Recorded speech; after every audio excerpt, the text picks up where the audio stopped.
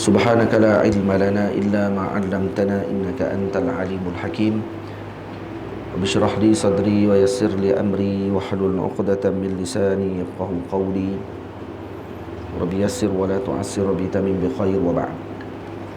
Saya muliakan lagi saya kasihi saudara pengurusi majlis Fadil Ustaz Sirajuddin Abdullah.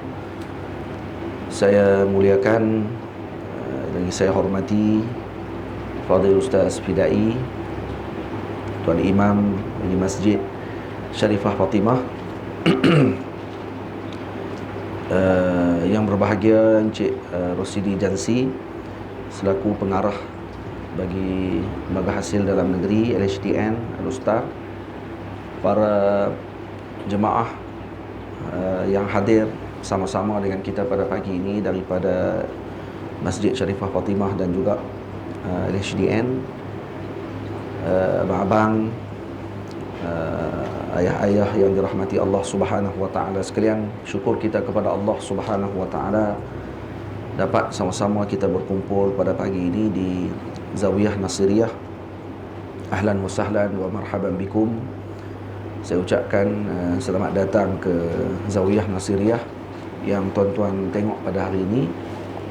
Dan ni adalah proses selama lebih kurang hampir 7 bulan sejak daripada saya balik, dan hampir setahun dah ni proses pembinaan Zawiyah ini berjalan, dengan tambun tanahnya, dengan pembelian tanahnya, wakaf tanahnya, dan kemudian piling yang kita tengok di sebelah kanan ni. Yang ni akan didirikan Dewan Solat dalam masa yang terdekat ni, insya-Allah taala. Dan ni semua adalah berkat doa, bantuan, sumbangan daripada orang ramai kepada pihak Zawiyah Nasiriyah, dan semoga Allah Subhanahu wa taala memberikan kebaikan kepada semua. Juga tak lupa kepada pihak Masjid Sharifah Fatimah yang tak henti-henti bagi sokongan dan dukungan kepada pihak Zawiyah Nasiriyah, khususnya kepada diri saya sendiri. Hadirin yang dirahmati Allah Subhanahu wa taala sekalian, saya tak berniat cakap panjang pada pagi ini.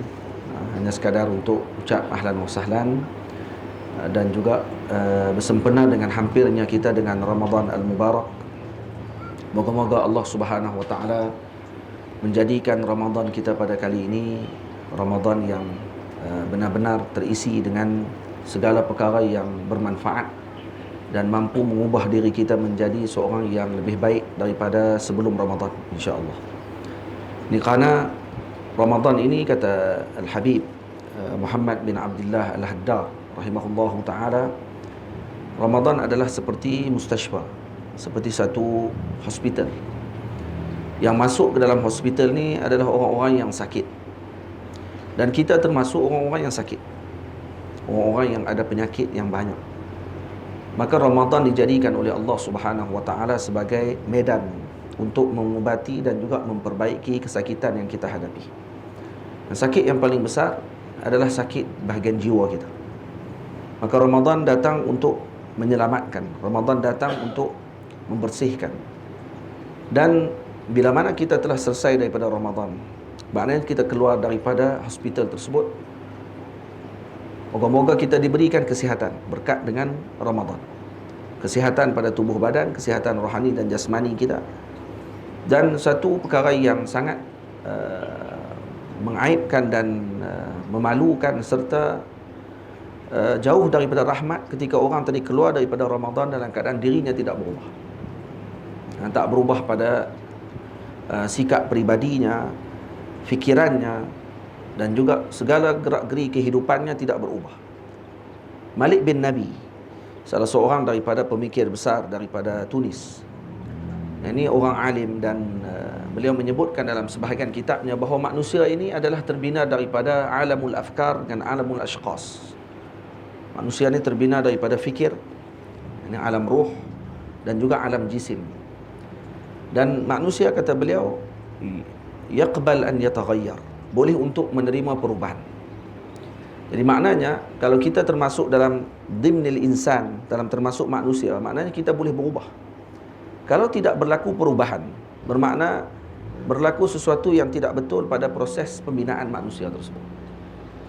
Jadi orang boleh berubah daripada jadi baik kepada yang lebih baik. Dan yang buruknya kalau kata daripada baik menjadi buruk. Ini yang jadi berat.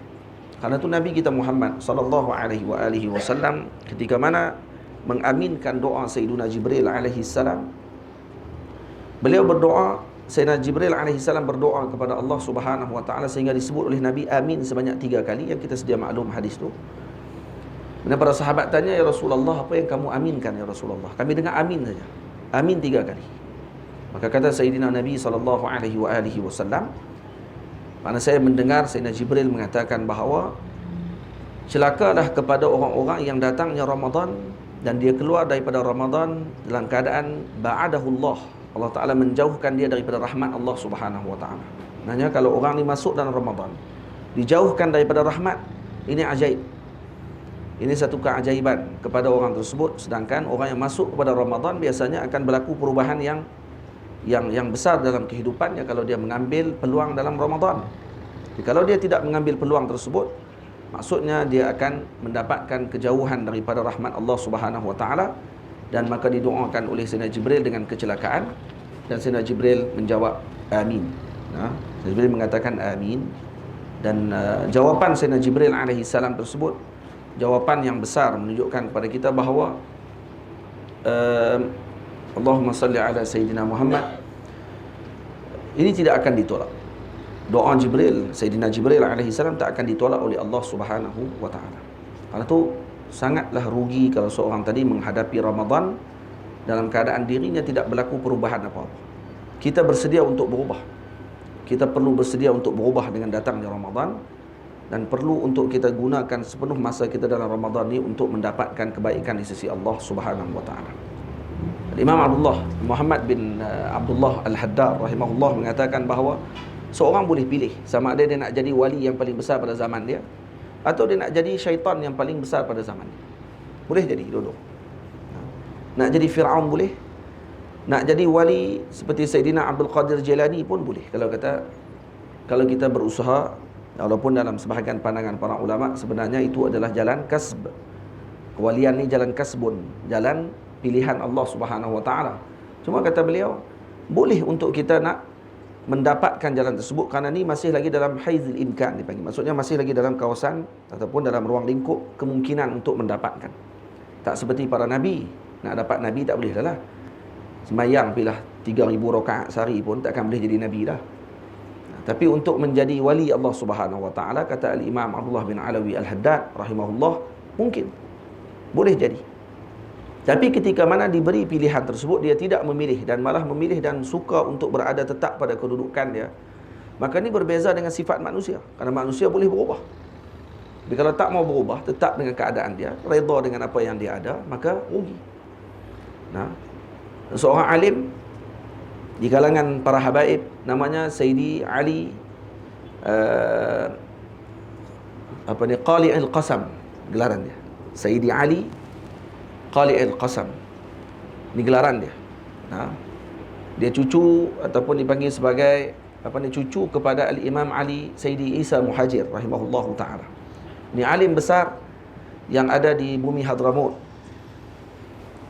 Diceritakan beliau kalau semayang, bagi salam saja, Assalamualaikum warahmatullahi, ataupun dia baca dalam tahiyat dia, Assalamualaikum ayyuhan nabi wa rahmatullahi wa barakatuh, dia akan ulang banyak kali.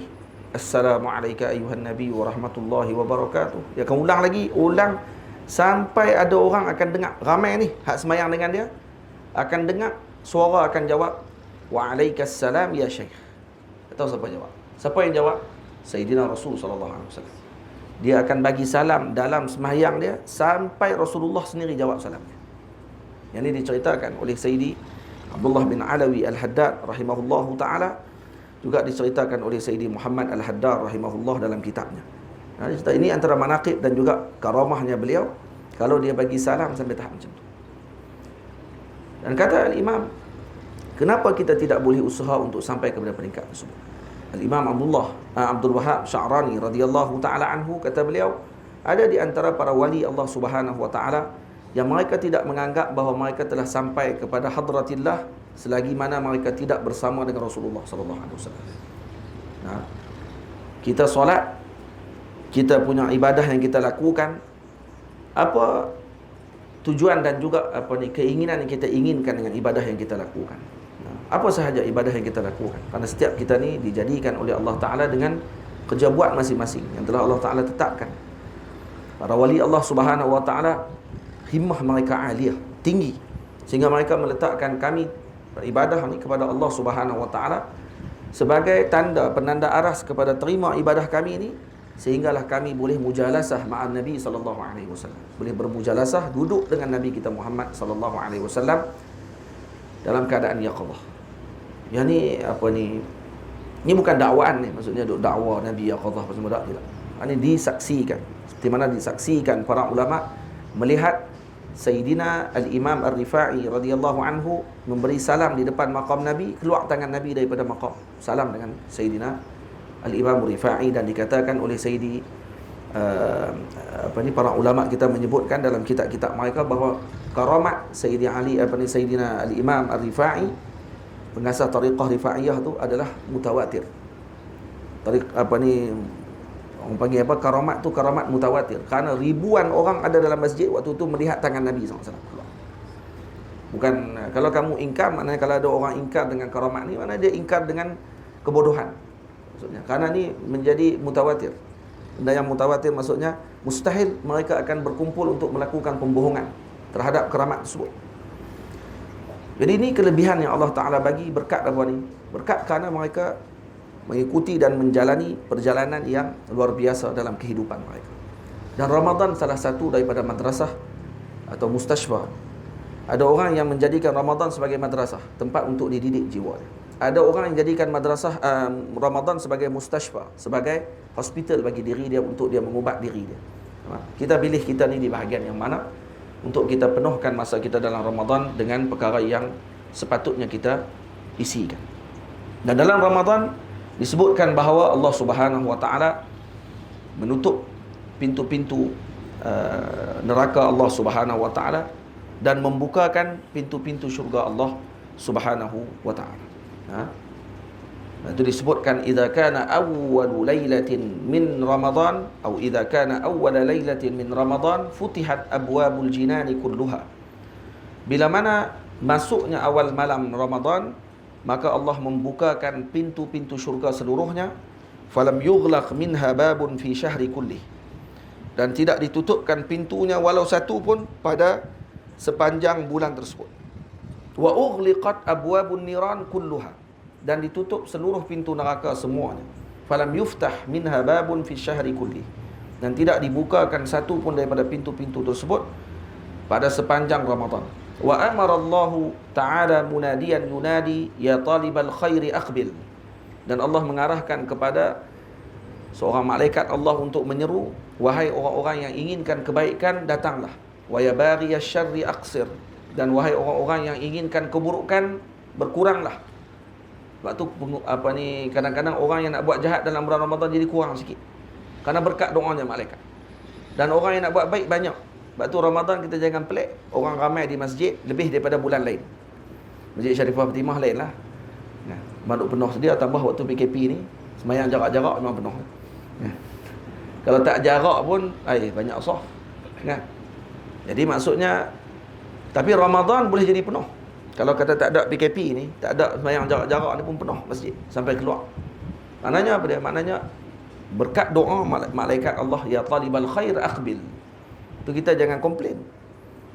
Kita boleh nasihat saja, bagi tahu kata janganlah banyak ni saja waktu Ramadan, waktu lain pada Ramadan tak macam ni. Dan kita tak boleh heran. Heran ni kenapa berlaku? Kerana tak tahu sebab. Kalau dah tahu sebab, maka hilanglah heran tu. Lepas tu disebut kata idza zahara as-sabab batala al-ajab. Disebut oleh ulama kata idza zahara as-sabab batala al-ajab. Keajaiban ni berlaku kerana apa? Kerana tidak tahu. Kalau tahu dah sebab dia, maka hilanglah heran. Kita duk heran macam mana orang ni boleh angkat sampai 1000 kilo, 100, 200 kilo. Rupanya dia lalui proses latihan dia sampai setahun, 2 tahun, 3 tahun untuk nak angkat 200 kilo tadi. Jadi lepas dah tahu sebab, hilanglah ajab tu. Hilanglah heran tu. Kita jadi heran bila kita tak tahu sebab. Idza zahara as-sabab batala al-ajab. Jadi bila kita tengok orang pakat duk ramai dalam bulan Ramadan, Maka bila kita dah tahu sebab, kenapa? Karena berkat doanya malaikat Allah Subhanahu wa taala yang disuruh oleh Allah, yang mereka panggil ya talibal khair aqbil wa ya baghiyash syarri aqsir. Summa yaqul, kemudian akan disebut hal min mustaghfirin fayughfaralah. Ada orang yang nak minta ampun kepada Allah, maka akan diampunkan dosanya. Hal min sa'ilin fayu'ta su'lah. Dan adakah di kalangan mereka yang minta sesuatu yang akan diberikan perkenan doanya? Hal min ta'ibin fayutaba alaih. Adakah di kalangan mereka yang bertaubat akan diterima taubatnya? Falam yazal kadzalika ila infijari subhi. Dan sampailah berterusan sehingga waktu subuh, malaikat ini akan menyebutkan demikian. Dan rugilah kalau kata orang tadi tidak menggunakan sepanjang Ramadannya untuk dia mendapatkan kebaikan ini. Faham? Walillahi fi kulli lailatin 'indal fitri alfi atiqin minan nar. Dan pada setiap malam, setiap malam disebut bahawa Allah Ta'ala akan membebaskan sejuta orang-orang yang telah dimasukkan dalam neraka, dibebaskan oleh Allah Subhanahu Wa Ta'ala. Qad istaujabul azaba, yang mereka diwajibkan azab tapi dilepaskan pada malam Ramadan. Dan rugi sangatlah kalau kita tak termasuk dalam sejuta tu, kalau kita ini adalah orang-orang yang telah istaujabal azab. Dan kita dengar cerita ni banyak kali dah, bertahun-tahun kita dengar. Tapi kenapa masih lagi ada orang yang tidak mengikuti saranan ini? Karena hati dia. Tengok bagaimana iqbal hati dia terhadap Ramadan. Tu ada orang yang datang Ramadan dia jadi sakit-sakit jiwa. Allah tak boleh makan pula tengah hari. Ramadan lagi dia kata mai. Ada orang yang gembira dengan Ramadan. Beza mengikut kepada keadaan kita menerima tetamu tersebut, maka kita akan diberikan anugerah berdasarkan penerimaan kita. Kalau kita datangnya Ramadan ni gembira, maka insya-Allah dalam Ramadan Allah Ta'ala akan bagi leluasa dan juga kemampuan kepada kita untuk memenuhkan masa kita dalam Ramadan. Tapi kalau kita datangnya Ramadan ini dalam keadaan yang sedih dan juga kita sendiri tidak bersedia, maka kita akan mendapatkan seperti mana yang kita telah persiapkan pada ketika tersebut. Dan dalam Ramadan syaitan ditahan. Tapi disebut oleh sebahagian ulama, yang ditahan syaitan yang besar sahaja. Syaitan kecil-kecil dilepaskan. Tetapi Sayyidi Abdullah bin Alawi Haddad lain jawapannya. Kata beliau, syaitan besar yang dilepaskan. Kepala syaitan dilepas. Anak syaitan kecil-kecil ni, hak ni yang kena tangkap. Kenapa? Kata dia, bukti dia adalah ketika peperangan Badar, Iblis mengikuti perang Badar. Jadi buktinya, Badar kan berlaku dalam Ramadan. Iblis tak dirantai pada hari itu. Jadi kata Sidi Abdullah bin Alawi Al-Haddad, kepala Iblis, maksudnya Iblis lah, tak paling besar sekali ni, dia tak akan dirantai. Hak dirantai ni, general saja. Pak dia sekali tak kena. Jadi dia boleh bagi arahan lagi. Dia duk bagi arahan cara macam mana nak buat untuk nak bagi kita jadi lingkup pada bulan Ramadan. Dan moga-moga Allah Ta'ala memberikan kepada kita kemudahan untuk kita menjalankan Ramadan ini dengan baik. Amin ya rabbal alamin. Berkat junjungan besar Nabi kita Muhammad sallallahu alaihi wasallam. Jadi hadirin yang dirahmati Allah, moga-moga pertemuan kita pada hari ini diberkati oleh Allah Ta'ala sebagai permulaan sebelum masuknya Ramadan. Dan saya doakan kepada pihak Masjid Sharifah Fatimah, kepada pihak Lembaga Hasil Dalam Negeri, diberikan kebaikan oleh Allah Subhanahu wa taala. Dan Allahumma salli ala Sayyidina Muhammad. Perjalanan kita pada hari ini diberkati sepanjang kita berjalan untuk datang ke sini. Karena walaupun datang ni kita datang untuk santai-santai majlis dan sebagainya, ada juga majlis ilmu. Moga kita termasuk di kalangan orang-orang yang disebut dalam hadis Nabi SAW, man salaka tariqan yaltamisu fihi ilman sahalallahu lahu tariqan ilal jannah. Moga-moga jalan-jalan kita ke syurga Allah Ta'ala dimudahkan oleh Allah Subhanahu wa taala berkat Nabi kita Muhammad sallallahu alaihi wasallam. Dan moga-moga Allah Ta'ala sentiasa meletakkan kecintaan yang mendalam dalam hati kita terhadap agama Allah Subhanahu wa taala, terhadap kembangan agama Allah Subhanahu wa taala. Apa sahaja yang berkait dengan agama, apa sahaja yang berkait dengan ilmu dan ahlinya, maka kita perlu letakkan ta'zim dan perlu letakkan kecintaan yang mendalam. Maka Allah Ta'ala akan meletakkan kebahagiaan dan kebaikan seperti mana yang telah kita letakkan di dalam dunia ini sekarang, insya-Allah. Dan kita ni akan dimuamalah oleh Allah Ta'ala seperti mana kita bermuamalah dengan hamba-hambanya di dunia. Cerita yang terakhir lah sebelum tutup. Ada seorang lelaki Bani Israel. Yang lelaki ini adalah orang yang tak ada dosa apa yang tak buat, semua dia buat. So tadi dalam hadis disebut, dosa apa yang tak buat, semua dia buat. Tapi ada satu perangai dia. Dia orang kaya. Kaya ni kaya sungguh. Perangai dia, kalau orang minta hutang dengan dia, dia akan letakkan prinsip. Prinsip dia apa dia? Orang kalau yang berhutang dengan dia tadi senang, kalau orang tu boleh bayar, bila-bila masa pun tak apa, tak ada masalah, dia mudahkan. Kalau kata orang ni susah, tak boleh nak bayar hutang, maka dia akan maafkan. Ini dia punya prinsip dia, ada sebut dalam kitab ni. Dia kata apa? Ni prinsip dia. Yassiru 'alal musiri wa tajawazu 'anil mu'siri. Yassiru 'alal musiri. Dia kata mudahkan kepada orang-orang yang mudah. Kalau orang ni dia ada kemudahan, mudahkan kepada dia. Jadi jangan disusahkan, jangan diberatkan kepada dia. Wa tajawazu 'anil mu'siri. Dari orang yang susah pula dilepaskan. Untuk orang ni tak ada duit, main jumpa dengan dia, kata, tuan saya minta maaf, tak boleh nak bayar hutang tuan. Tak apa, saya ampunkan, saya maafkan. Bukan senang ni. Bukan senang nak bagi ni RM10 pun kita ingat. Jadi ni orang ni memang orang selalu main berhutang dengan dia. Dan ni prinsipnya. Ketika dia masuk ke dalam kubur, ketika dia mati, maka para malaikat Allah Subhanahu wa taala bertemu dengan Allah Subhanahu wa taala dan berbagi tahu kepada Allah, tidak ada dalam sahifah dia apa sahaja yang baik, melainkan qaslah, satu sifat ni saja. Tajawazu 'anil mu'sir, tayassaru 'alal musir. Dia bagi senang pada orang yang senang, dan dia bagi mudah kepada, ataupun dia memaafkan kepada orang yang susah. Maka Allah Subhanahu wa taala kata, kami lebih berhak untuk bermuamalah dengannya dengan demikian. Kalau dia memudahkan urusan hamba-Nya ketika di dunia, maka kami lebih utama untuk memudahkan urusannya di akhirat. Masukkan dia dalam syurga, ampunkan segala dosa dia. Hanya dengan sebab apa? Dengan sebab memudahkan urusan, dan juga bermuamalah dengan manusia dengan cara yang terbaik. Karena tu kita dengan apa yang kita muamalah. Karena tu disebut dalam hadis, ad-dinu muamalah. Agama ni adalah muamalah. Agama ini adalah bagaimana kita berhubung dengan manusia. Kalau kita bermuamalah dengan manusia dengan yang baik, moga-moga berkat apa yang kita lakukan pada hari ini, segala niat tuan-tuan yang datang pada hari ini bawa sumbangan dan sebagainya kepada pihak Zawiyah, moga-moga ni semua akan menjadi sebab diberatkan mizan hasanat kita di akhirat nanti, dimudahkan urusan kita di akhirat kelak. Karena kita tidak ada tempat yang lain kita akan pergi melainkan kepada tempat yang kekal abadi. Yang ada di dunia ni hanyalah sebagai tempat yang sementara sahaja. Maka yang abadi itulah yang kita akan pilih. Moga-moga akan mendapatkan kebahagiaan yang selama-lamanya, tidak dimulakan dengan kita dimasukkan ke dalam tempat yang kita tidak sukai, melainkan kita hanya inginkan bersama dengan Sayyidina Rasul sallallahu alaihi wasallam. Aqulu qawli hadza astaghfirullahal azim li wa lakum. Lebih sikit dalam seminit dua, saya mohon ampun, mohon maaf. Terima kasih banyak-banyak sekali lagi. Moga Allah Ta'ala berikan kebaikan kepada kita semua. Lepas ni nanti kita akan makan. Adalah, ini semua mak saya masak ni. Tidak nak tempah catering masak, tapi mak kata tak apa, dia nak masak. Dia kata ni tetamu mai, saya tak bagi dia masak, saya nak suruh dia rehat je. Jadi dia tak apa, dia nak masak dia. Semalam kami pun tak ada nak pergi potong ayam. Kalau ikut Imam Imam Haywah bin Shuraih, dia yang kena pergi potong ayam, mak minta tolong.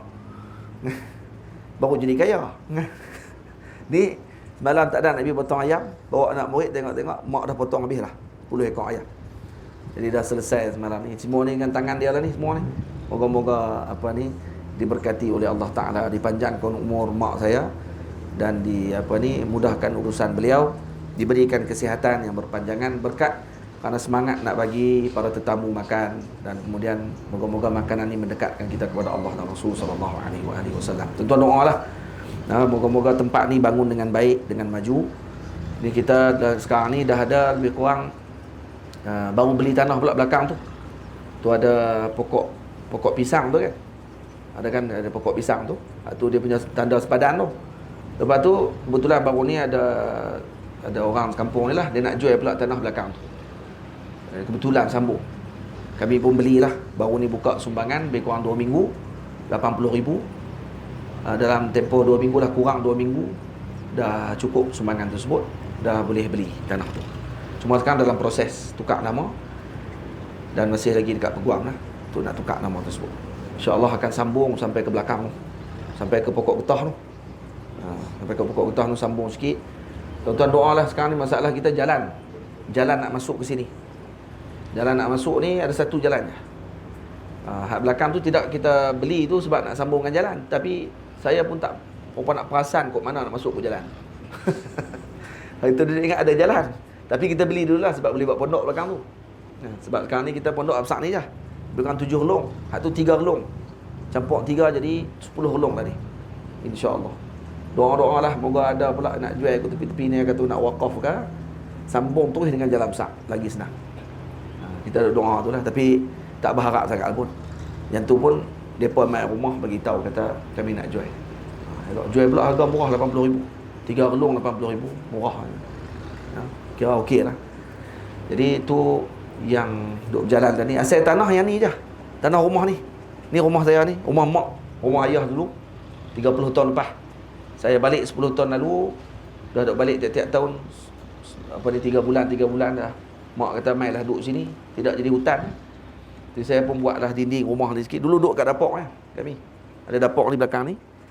Kemudian saya buat sikit dinding rumah 10 tahun yang lepas. Dan kemudian 7 bulan yang lepas bila nak buat zawiyah ni barulah bubuh aircon, bubuh apa semua. Tidak aircon saya dalam bilik ya. Bilik saya ada satu ya bila rumah ni. Bubuh dalam aircon dalam bilik tu beda jaga kitab. Kitab-kitab saya banyak. Baru ni sampai pula 90 kitab lagi daripada masa 90 kotak. Kotak Marlboro tu sampai tak tahu nak buh kat mana dah. Dah kali ada jiran rumah saya, alhamdulillah jiran sebelah ni bumbung hijau tu. Dia yang bagi tumpang rumah dia. Penuh atas rumah dia lebih kurang 75 kotak. 75 kotak Marlboro. Jadi kena tampang dengan kayu, takut patah rumah dia. Dah rumah dia besar, kayu kayu mahal. Dia letak dalam rumah dia lah ni 75 kotak. Sementara nak siap ada orang buat rumah saya belakang ni. Ada seorang hamba Allah Ta'ala daripada Kuala Lumpur, anak murid. Dia mai ke sini. Dia tengok rumah saya ada satu bilik ya. Dia pun buat rumah saya. Ni rumah saya ada sebelah tu kan. Satu-satunya rumah di Pedu yang ada pailing. Rumah pailing boleh buat 6 tingkat rumah tu. Tapi tak ada kerja lah buat sampai 6 tingkat, siapa nak naik kan? Jadi apa ni, boleh naik lah kalau kata nak buat, boleh naik sampai 6 7 tingkat. Ada apa ni, anak murid saya seorang, dia yang tolong buat. Dia yang bagi semua kewangan tersebut. Jadi apa ni, tuan-tuan doa lah. Moga Allah Ta'ala mudahkan urusan semua, termasuk yang menyumbang, yang memberikan kebaikan kepada pihak zawiyah ni. Dan doakan moga bangun dengan segera tempat ni insya-Allah. Dan kita dah ada anak murid sebelah orang tu yang ada belakang tu pakai baju putih semua tu. Tu semua anak murid kita. Besar-besar lah. Mereka pun dah umur 18 tahun ke atas. Ada sebelah orang, mereka dah 3 bulan duduk di sini. Ini termasuk kat tengah dia lah. Mereka dah 3 bulan di sini. Ada 4 tahun mereka tak boleh balik. Ini baru 3 bulan. Jadi mereka tak boleh balik 4 tahun. Raya tak boleh balik, puan tak boleh balik. Duduk dengan saya 4 tahun sampailah mereka benar-benar dah dibina dengan baik dengan di sini, baru mereka boleh balik insya-Allah. Doa moga mereka kekal lah. Hati manusia ni bolak-balik. Tambah 4 tahun tak boleh balik pula. Ramai kat tengah-tengah tak tentu siapa yang akan kekal 10 orang ni, 11 orang ni. Tapi doa moga 11 orang ni kekal betul-betul, insya-Allah Taala akan jadikan mereka ni orang-orang yang berguna pada umat nanti insya-Allah. Dan itulah harapan kita. Tak ada harapan besar-besar dan kita pun tak ada nak letak misi-misi yang besar-besar. Kita hanya duduk di sini. Kemudian saya pun dah tak banyak dah di luar. Ada pun di Masjid Syarifah Fatimah sekali-sekala. Tu pun dia minta untuk bulanan pun tak boleh nak bagi sampai lah. Tak ada. Syarifah Fatimah pun penuh. Saya pun penuh. Masjid Muttaqin je ada satu bulanan. Lepas tu masjid lain dah tak ada dah. Saya tak ambil dah. Mereka di Penang satu. Tu pun dah sebelum zawiyah ni buat, saya duduk di sana.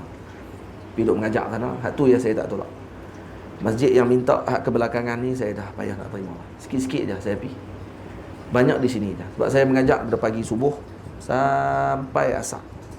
Kadang-kadang selepas asar pun masih lagi mengajar lagi. Jadi maghrib tu dah letih lah. Sebab saya duduk di sini je. Ataupun saya duduk dengan keluarga lah. Keluarga pun tak ada masa dah. Hak tu je saya ada pun. Dah keluarga dah jadi banyak dah. Anak bukan 3 orang. Anak saya jadi ni 14 orang ni. Masuk dengan anak murid sekali. Dan apa ni, yang tu lah. Moga-moga tuan-tuan semua doakan yang terbaik lah untuk Zawiyah Nasiriyah insya-Allah. Sallallahu ala sayyidina Muhammad wa ala alihi wa sahbihi ajma'in. Saya serah balik kepada pengurusi majlis.